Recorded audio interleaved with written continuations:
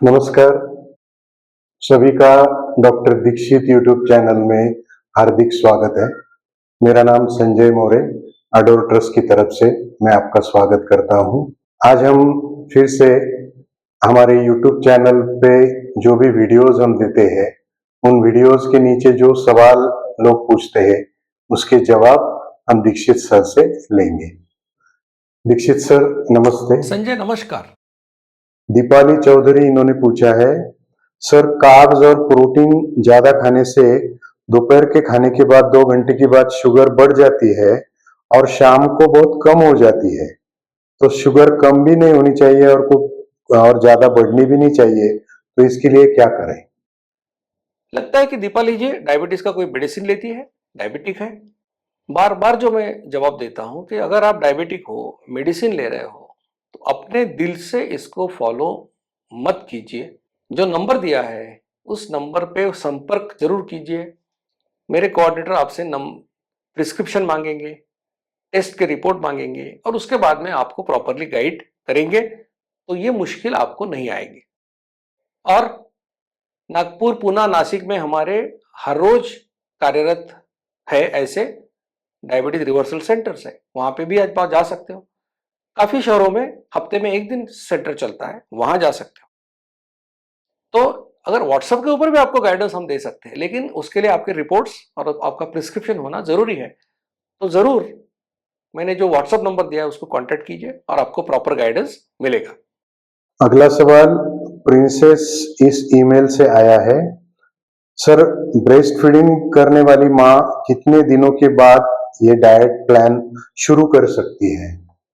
मेरे हर व्याख्यान में संजय मैं कहता हूं, जो सवाल प्रिंसेस ने पूछा है कि बच्चे को दूध पिलाने वाली जो माता है वो कब से शुरू कर सकती है, तो आमतौर पर हम कहते हैं कि आपको जब बच्चा 9 महीने का होता है उसके बाद इसको आप फॉलो कर सकते हो। इसके पीछे कारण भी यही है क्योंकि जब वो माँ को बच्चे को दूध पिलाती है तो उसको ज्यादा न्यूट्रिशन की जरूरत है, तो इसलिए उसको हम डाइट रेस्ट्रिक्शन नहीं करते। संगीता इन्होंने पूछा है, डायबिटिक पेशेंट डेली अंडे खा सकते हैं क्या, और अंडे खाने से एचडीएल कोलेस्ट्रॉल बढ़ता है या एलडीएल कोलेस्ट्रॉल बढ़ता है, सजेस्ट करें। काफी लोग पूछते हैं कि अंडे में जो पीला होता है उसको हम फेंकेंगे तो अच्छा रहेगा क्या, उससे कोलेस्ट्रॉल बढ़ता है क्या। वैसे संगीता ने भी वही सवाल पूछा है, क्या डेली अंडा खाना ठीक है, उसमें अगर उससे कोलेस्ट्रॉल बढ़ेगा क्या। एक बात आप समझ लीजिए कि कोलेस्ट्रॉल हमारे शरीर में निर्माण होता है, क्योंकि कोई भी वेजिटेरियन अगर आप खाना खा रहे हैं तो दूध छोड़कर किसी भी वेजिटेरियन आइटम में, फूड आइटम में कोलेस्ट्रॉल नहीं होता है। तो फिर जो शाकाहारी लोग हैं उनका कोलेस्ट्रॉल कैसे बढ़ता है। वो तो कोई कोलेस्ट्रॉल जैसी चीज बाहर से खाते ही नहीं है, वो इसलिए बढ़ता है क्योंकि उनके शरीर में बनता है। और कोलेस्ट्रॉल ऐसा कोई हमारा दुश्मन नहीं है। हमारे शरीर में कोलेस्ट्रॉल का काफी अच्छा रोल है। हर जो कोशिका होती है, सेल होती है, उसकी जो दीवार है, वॉल है, उसमें कोलेस्ट्रॉल होता है। यानी कोलेस्ट्रॉल काम की चीज है, ज्यादा हो गया तो उसका उसका प्रॉब्लम है। तो इसलिए अगर आपने अंडा खाया, उसमें क्या 200 मिलीग्राम कोलेस्ट्रॉल है, और कोलेस्ट्रॉल जब आप खाते हो तो इसका क्या, कोलेस्ट्रॉल के स्वरूप में वो एब्सॉर्ब नहीं होता है खुद में, वो ब्रेकडाउन हो जाता है और फिर बाद में शरीर में वो बनता है। इसलिए जो खाने का कोलेस्ट्रॉल, खाने में जो कोलेस्ट्रॉल होता है और खून में कोलेस्ट्रॉल, इसका कोई डायरेक्ट संबंध नहीं है। तो आप बेझिझक अंडे खा सकते हैं। जॉन इन्होंने पूछा है, सर खाने में कौन सा ऑयल यूज करें? जॉन ने बराबर ये पॉइंट पकड़ा है कि जब मैंने कहा था एक वीडियो में कि मैं आपको बताने वाला हूं कि कौन सा ऑयल खाना चाहिए, और मैं अभी तक वीडियो वो नहीं किया हूं, तो इसलिए माफी चाहता हूं जॉन जी। आपने पूछा कौन सा ऑयल खाना चाहिए, तो अभी एक सिंपल चीज बताता हूं आपको कि दो ऑयल का मिक्सचर अगर आप उसको गर्म नहीं करने वाले हैं, मतलब कच्चा खाने वाले, तो दो ऑयल मिक्स करके खाना अच्छी बात है। जैसे मूंगफली का है, उसमें सोयाबीन का मिला दिया, कोई भी ऐसे दो ऑयल आप मिक्स करके खाएंगे तो चलेगा। और अगर आप गर्म करके भी आप ऑयल खाएंगे तो ऐसा कीजिए कि अगर एक हफ्ता आपने मूंगफली का ऑयल खाया, अगले हफ्ते आप सैफ्लॉर खाइए, उसके बाद में सूर्यफूल खाइए, मतलब ऐसे चेंज करते रहिए। तो ये आपके लिए ये जवाब है कि आपको एक ही ऑयल पकड़ के बैठने की जरूरत नहीं है, उसको चेंज करते रहिए। आपके सवाल में मुझे ये भी एक सवाल जो आपने पूछा नहीं है, लेकिन लगता है कि शायद वो भी आपके दिमाग में हो, कि वर्जिन ऑलिव ऑयल ये ऑयल जिसकी कीमत 600, 700, 800 रुपये लीटर है, क्या वो लेना चाहिए? तो ऐसा जरूरी नहीं है कि जिस चीज की कीमत ज्यादा है वो हमारे लिए हेल्दी हो या स्वस्थ हो।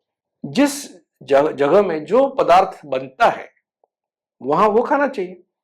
अगर ऑलिव आपके इधर बनते नहीं है तो ऑलिव ऑयल खाने का कोई खास मकसद नहीं है। और आपके खाने में कितना ऑयल होता है? हर व्यक्ति को 30 से 40 ml ऑयल या घी जरूरी है। तो वो कौन सा ऑयल खाते हैं उसके ऊपर ज्यादा कोई असर स्वास्थ्य के ऊपर नहीं पड़ने वाला। जैसा मैंने शुरुआत में कहा कि उसको चेंज करके आप ऑयल खा सकते हो। डालडा वगैरह जो होता है, वनस्पति घी जिसको बोलते हैं, उससे ऑयल, कोई भी ऑयल खाना अच्छी बात है। उमेश चौधरी इन्होंने पूछा है कि हम रेगुलर जिम करके भी ये डाइट कर सकते हैं क्या? उमेश जी का सवाल जो है कि वो जिम करते हैं और नियमित रूप से जिम करते हैं तो क्या वो ये डाइट प्लान कर सकते हैं? तो देखिए, अगर आप कोई भी जिम का एक्सरसाइज, वेट ट्रेनिंग 1 घंटे तक, 1.25 घंटे तक करते हो तो आपको कोई भी एडिशनल बात करने की न्यूट्रिशन वाइज जरूरत नहीं है। जितना भी प्रोटीन आपको चाहिए वो आप खाने में आप पा सकते। हाँ, लेकिन अगर आपको 3-3 घंटे एक्सरसाइज करना है या आपको कोई बॉडी बिल्डिंग कॉम्पिटिशन होती है उसमें अगर आपको शरीक होना है तो आपका ट्रेनर जैसा बोलेगा आप वैसा कीजिए। लेकिन आमतौर पर लोग जो एक्सरसाइज करते हैं 1 घंटे तक, 1.25 घंटे तक, उसके लिए कोई भी बात एडिशनल न्यूट्रिशन लेने की जरूरत नहीं है। सिर्फ आप कैलोरीज ठीक तरह से लीजिए और प्रोटीन्स जो है वो 0.8 to 1 ग्राम पर किलोग्राम बॉडी वेट वो हिसाब से आप लीजिए।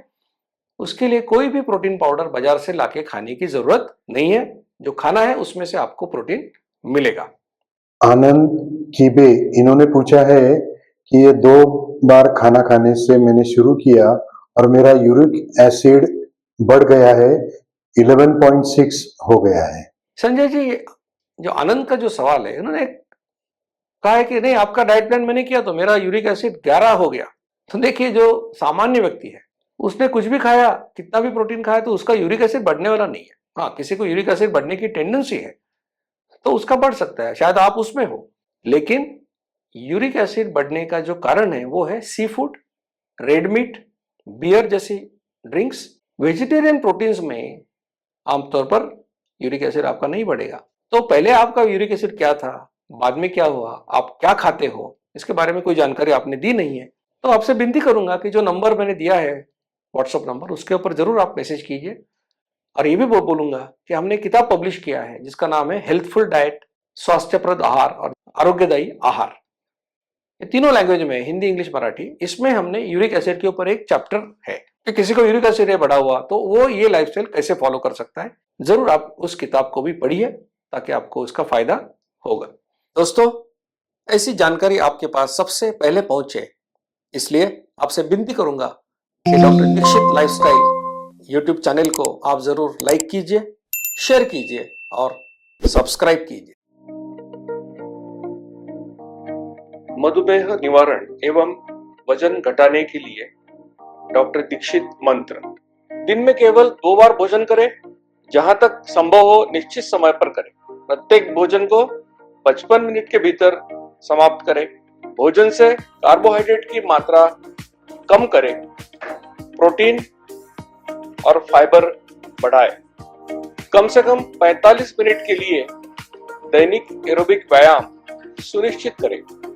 2 भोजन के बीच में बिना अतिरिक्त स्वाद वाली काली या हरी चाय, पतली छाछ और पानी जितना आपको चाहिए। मधुमेह निवारण और वजन घटाने के लिए आपको अडोर समूह की तरफ से शुभकामनाएं।